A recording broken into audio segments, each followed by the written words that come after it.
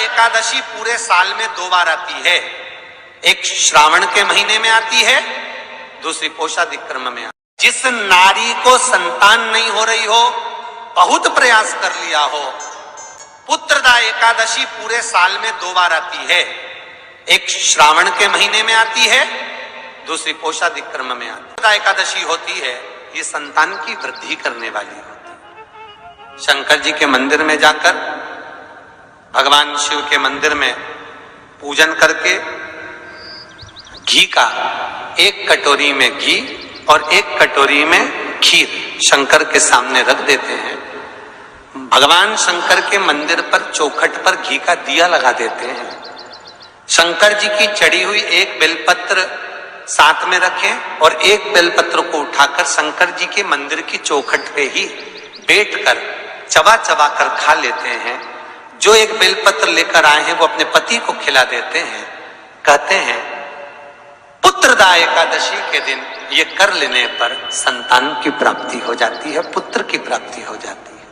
महापुराण की कथा कहती है, आप अगर विश्वास रखे हो, सफेद आंकड़े की जड़, जिस नारी का संतान नहीं हो, गर्भ नहीं ठहरा हो, सफेद आंकड़े की जड़, जिस देव अधिदेव महादेव की कथा जिस तुम्बरुका जी ने श्रवण कराई है, शंकर भगवान जिनके सामने बैठकर शिव पुराण की कथा सुन रहे हैं, उन तुम्बरुका जी का नाम लेकर शिवलिंग पे से 21 बार घुमाकर मंदिर में ही कमर पर 7वें दिन रजस्वला धर्म के जो बांध लेता है और 1 पीपल का पत्ता अवधूतेश्वर महादेव का नाम लेकर शंकर पर चढ़ाकर उसको गाय के दूध में उकाल कर रात्रि को दोनों पति पत्नी अगर पीकर सोते हैं, 3 महीने में भगवान भोलेनाथ उसकी गोद भर देते हैं। ये शिव का शंकर देता जरूर है। अच्छा, संतान नहीं हो, किसी नारी की गोद अगर,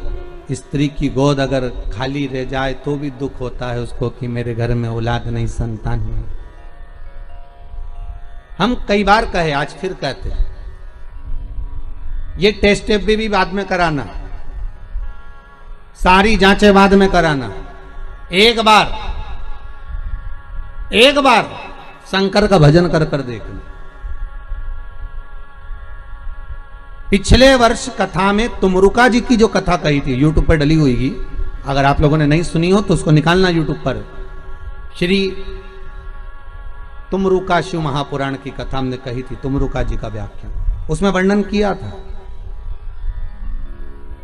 सब जगह से अगर हार जाओ और सारे रिपोर्ट आपकी आपने सब दूर दिखा ली, तो एक बार शंकर पर भरोसा कर कर तुमरुका जी का नाम लेकर सफेद आंकड़े की जड़ को शिव जी पे से रजस्वला धर्म के 7वें दिन 21 बार घुमा लो, नाम गोत्र बोलकर कमर में लाल धागे में बांध लो, पीपल के पत्ते शिव जी को चढ़ाओ, उठाकर लाओ, उस 1 पत्ते को रात्रि को गाय के दूध में उकालो और उस दूध को दोनों पति पत्नी पियो, साथ रहिए। समय आएगा, बाबा चाहेगा तो 3 या 4 महीने में गर्भ ठहर ही जाएगा। सारे डॉक्टर को दिखा लिया अपनी जगह, टेस्ट भी करवा लिया अपनी जगह, और एक बार प्रयोग, और वो विश्वास रखकर करना पड़ेगा। शंकर पर जो भी कार्य कर रहे हो आप, जो उपाय कर रहे हो आप, शिव का स्मरण कर, भगवान पर अगर विश्वास रखोगे, भरोसो दृढ़ इन चरणन करो, श्री वल्लभ नख चंद्र छटा बिन सब जगह माही अंधेरो। अगर भरोसा है तो शंकर है, और भरोसा नहीं तो शिव कहां से। विश्वास लेकर अगर आए हो तो काम तो होगा। ये लोग काशी से आए हुए हैं, विश्वास लेकर ही तो आए होंगे कि हम जाएंगे शंकर की कथा में तो बाबा कृपा जरूर करेगा। कई लोग यहाँ पर बैठे हुए हैं जो विश्वास लेकर आए हुए हैं, दूर दूर से आए हुए हैं, केवल विश्वास लेकर कि भगवान कृपा करेगा किसी ना किसी रूप में, मुझे विश्वास है कि बाबा मेरी सुनेगा। और फिर कहता हूं, कथा में अगर आपने मन लगा लिया, भले टीवी चैनल के माध्यम से श्रवण कर रहे हो, भले मोबाइल के माध्यम से श्रवण कर रहे हो, भले पंडाल में सुन रहे हो, बाबा से अगर दिल से आपने अगर कह दिया तो 3 महीना बहुत होता है सब कामना पूरी होने के लिए। मेरा बाबा आपको कुछ ना कुछ दे ही देता है, बस आपकी रुचि के अनुसार सुख प्रदान कर ही देता है। भगवान कृष्ण की 16,108 रानियां थी। कितनी रानियां? जम के बोलो जरा। 16,108 8 पर 16,108 रानियां होने पर भी भगवान कृष्ण के यहाँ जब औलाद नहीं हुई तब भगवान कृष्ण ने अपने गुरु गर्गाचार्य बाबा को बुलवाया और द्वारकापुरी में बुलवा कर पूछा, गुरुदेव मेरी 16,108 रानियों से औलाद नहीं होती, संतान नहीं होती, मैं क्या करूं? गर्गाचार्य बाबा ने कहा, तुम चिंता मत करो, पार्थिव शिवलिंग का निर्माण करो। शंकर भगवान के शिवलिंग का निर्माण कर कर एक एक रानी के साथ में 11-11 दिन तक बैठकर शिव जी का अभिषेक करो। और पार्थिव शिवलिंग का निर्माण गर्गाचार्य बाबा के कहने पर भगवान कृष्ण ने करा। एक एक रानी के साथ में 11-11 दिन तक भगवान शिव का अभिषेक करा। तब भगवान शंकर प्रकट हो गए और शिव जी प्रकट होकर बोले, कन्हैया मांगो तुम्हें क्या चाहिए? शंकर भगवान ने जब कहा, कृष्ण बोले मेरे यहाँ औलाद नहीं है। शिव जी ने कहा, क्यों चिंता करते हो? तुमने 11-11 दिन तक एक एक रानी के साथ में बैठकर मेरा अभिषेक करा है। जाओ मैं तुम्हें वर प्रदान करता हूं कि एक एक रानी से तुम्हें 11-11 संतान होगी और 1,77,186 भगवान कृष्ण के बच्चे हुए। ये शंकर जी की कृपा से। अब तुम्हें कितने चाहिए बोलो? भगवान कृष्ण के यहाँ अगर औलाद हुई तो किसकी कृपा से? अरे बोलो, भोले।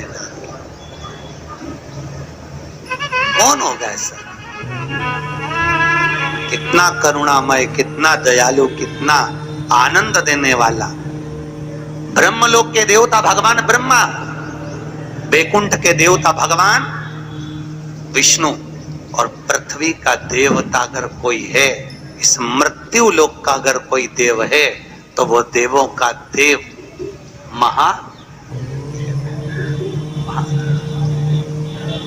पृथ्वी का देव है, मृत्यु लोक का देव है महादेव।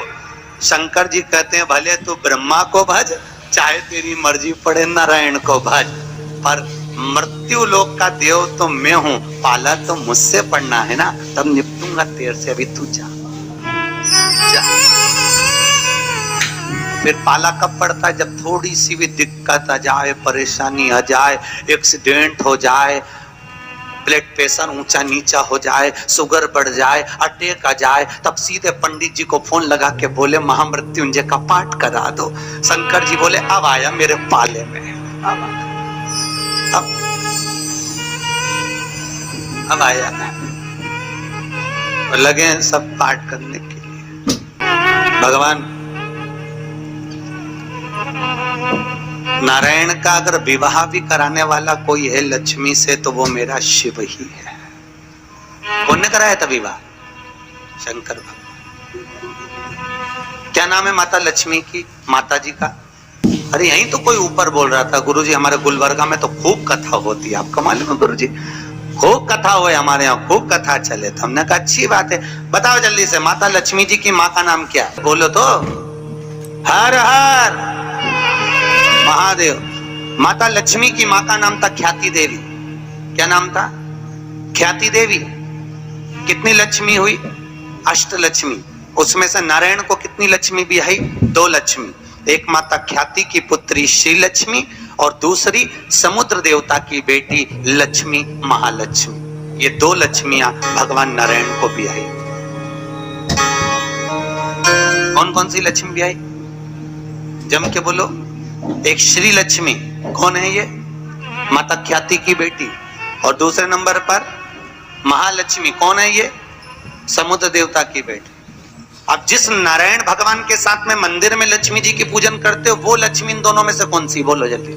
महालक्ष्मी तो मात्र 7 दिन तक भगवान नारायण के साथ रुकी थी और 7 दिन रुकने के बाद में जब श्री लक्ष्मी ने भगवान शिव से जाकर निवेदन करा, भोलेनाथ मेरे प्रभु नारायण का विवाह समुद्र देवता की बेटी महालक्ष्मी के साथ भी हुआ है, आप करुणा करिए। तब भगवान भोलेनाथ ने पार्वती जी का एक मंगल सुमंगल आनंदमय तीज का व्रत बताया। तीज का व्रत जब श्री लक्ष्मी ने करा, वो व्रत आज भी माताएं करती हैं, निमाणी की पूजन करती हैं। आज भी सत्तू बनाती है और 3 तरह का सत्तू बनता है, आटा का, बेसन का और चावल का। तीनों का अलग अलग प्रमाण है। कल आपको कथा में बताएंगे कि आटे के सत्तू का क्या प्रमाण है। और आपको मालूम हो तो आप हमें बता देना, उसमें कोई दिक्कत वाली बात नहीं हो। और तो कथा तो ऐसी चलेगी, आधी हम बातें आधी तुम बाज देना।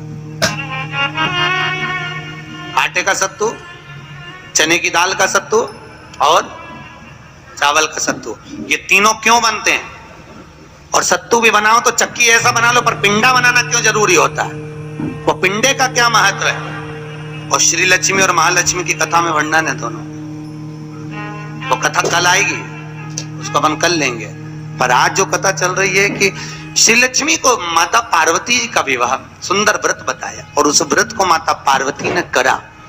और उस व्रत को माता श्री लक्ष्मी ने जब करा, पार्वती के व्रत का हो, तब माता श्री लक्ष्मी और महालक्ष्मी दोनों एक हुई और एक होकर नारायण के साथ में जाकर विराजमान हुई। आज भी जो माता लक्ष्मी का एक हाथ नीचे है और कमल का पुष्प पकड़ी है, वो लक्ष्मी जी का महालक्ष्मी दर्शन है। और माता अगर हाथ दे से इशारा कर कर आशीर्वाद दे रही है, वो श्री लक्ष्मी का भाग है। माता दो भाग,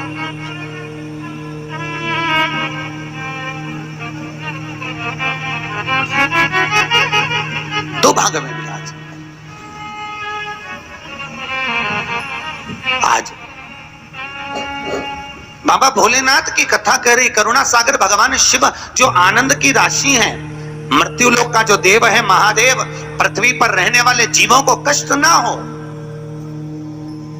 उनको सुख ही देने वाले, सदा प्रसन्नता प्रदान करने वाले। बद्रीनाथ किसका था? जिस बद्रीनाथ में नारायण बैठे हुए हैं, आप लोग बोलते हैं ना बद्री विशाल भगवान की, अच्छे से बोलो, बद्री विशाल भगवान की। कौन बैठा है बद्री विशाल में? अरे बोल दो। तुम तो बोलने में भी घबराने लगे कि महाराज ना जाने क्या बोल देगा, पट्टा ही ठिकाने। कौन बैठे वहां पर? नारायण बैठे कि नहीं बैठे? तो वो बद्री विशाल किसका था? जिस बद्री विशाल के मंदिर में बद्री विशाल बैठे हैं, भगवान नारायण विराजमान हैं, वो बद्रीनाथ की भूमि किसकी थी? भगवान शिव और पार्वती का निज घर था। शिव और पार्वती वहां निवास करते थे, शंकर और पार्वती वहां रहते थे। एक बार भगवान नारायण के साथ में लक्ष्मी मैया भ्रमण के लिए निकली बद्री का आश्रम, अलकनंदा नदी के तट पर। और माता लक्ष्मी ने जैसे ही बद्रिकाश्रम को देखा, इतना सुंदर आश्रम, नारायण ने शिव जी को नमन करा, शंकर ने नारायण को नमन करा, दोनों एक दूसरे को नमन करे। और इतने में नारायण लक्ष्मी को लेकर वापिस जाने लगे, तो लक्ष्मी जी ने नारायण को रोक लिया और कहा, प्रभु रुकिए, मेरे वचन को सुनो, ये बद्रिकाश्रम मुझे बहुत अच्छा लग रहा है नाथ, कुछ भी करो पर ये बद्रिकाश्रम मेरा होना चाहिए। भगवान नारायण ने कहा, लक्ष्मी ये कभी नहीं हो सकता, क्योंकि यह शिव का वासा, ये शंकर की जगह, ये भोलेनाथ जी की जगह है। और अगर ये शंकर जी का निज निवास है, शंकर जी का स्थान है, तो तुम्हारा कैसे हो सकता है? लक्ष्मी जी बोली, प्रभु चाहे कुछ भी हो जाए पर ये बद्रिकाश्रम मेरा होना चाहिए। लक्ष्मी जी जिद बैठ गई। होता है, पत्नी अगर जिद बैठ जाए तो तुम्हें तो मालूम है, आधी रात के मेडिकल खुलवा के बाम की शीशी लेके आए, तो वो तो बद्रिकाश्रम।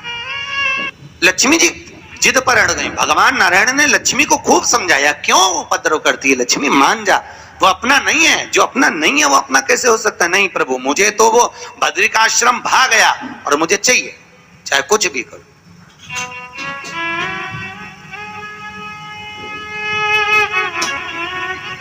और देखो, अगर भाग्य में है, किस्मत में है, तो जरूर मिलता, जरूर।